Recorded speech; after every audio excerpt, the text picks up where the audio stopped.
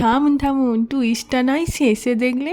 আজকে এমন নাচ জেতালি হাজির করেছি না, তোমরা যারা যারা এই ডায়েট করতে যাবে ভাবছো আজকে, তারাও থমকে গিয়ে বলবে আজকের দিনটা থাক।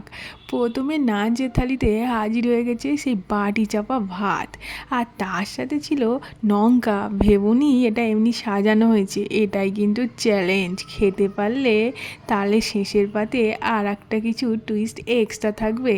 আর তারপর ছিল করলা আলু ভাজা। এই গরমে এরম করলা আলু ভাজাতে গায়ের ব্যথা পেঁচড়া সব ভালো হয়ে যাবে গো।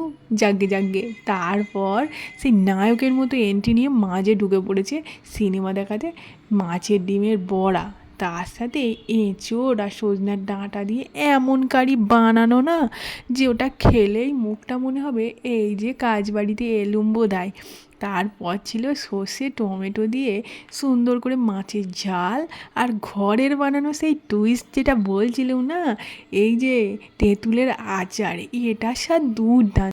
এটাই টুইস্ট। আর শেষে টক দই, কেমন রাজকীয় না? জিমে যাবে নাকি?